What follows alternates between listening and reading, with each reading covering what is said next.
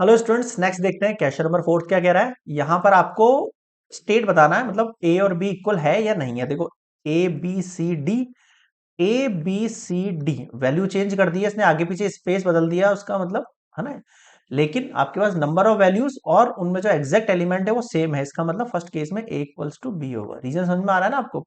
ये देखो 4 8 12 16, 4 8 12 नहीं है, 16 आ गया, 12 की जगह ये आ गया। मतलब वन एलिमेंट जो है वो डिफरेंट है। इसका मतलब ए जो है नॉट इक्वल्स टू बी है। बिल्कुल आसान क्वेश्चन है।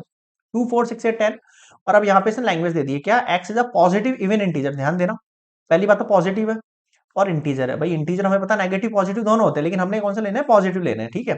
और इवन नंबर होना चाहिए। वो इवन नंबर आपको पता है 2 होता है, 4 होता है, 6 होता है, 8 होता है और 10 होता है और 12 होता है। लेकिन यहाँ पे कंडीशन दे दी वो 10 के इक्वल या फिर लेस देन ही होना चाहिए। इसका मतलब सेट बी जो है उसके एलिमेंट्स ये होंगे। अब आप देखो इस एलिमेंट्स को इन एलिमेंट को, दोनों इक्वल है या नहीं है। बिल्कुल इक्वल है सर, तो ए इक्वल्स टू बी बनेगा नहीं बनेगा, बिल्कुल बनेगा साहब। अगला देखो, x is a multiple of 10। Multiple of 10 आपको पता है 10 होगा, 20 होगा, 30 होगा, लाइक दैट चलेगा। लेकिन बी केस आप देख पा रहे हो 10 15 20 25, ये तो ऐसे चल रहा है। तो ये इक्वल है क्या, नहीं सर बिल्कुल इक्वल नहीं है। साफ ही दिख रहा है कि 20 जो है वो नॉट बिलोंग्स टू बी है इस वाले केस में, है ना। और इसका भी रीजन लिख देता हूं मैं यहाँ पे।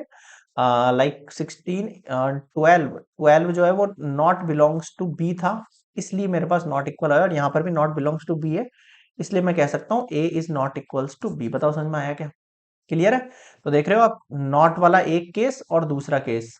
बाकी फर्स्ट केस में फर्स्ट केस इक्वल है और थर्ड वाला केस भी इक्वल है। क्लियर हुआ, क्वेश्चन नंबर फोर्थ कंप्लीटेड।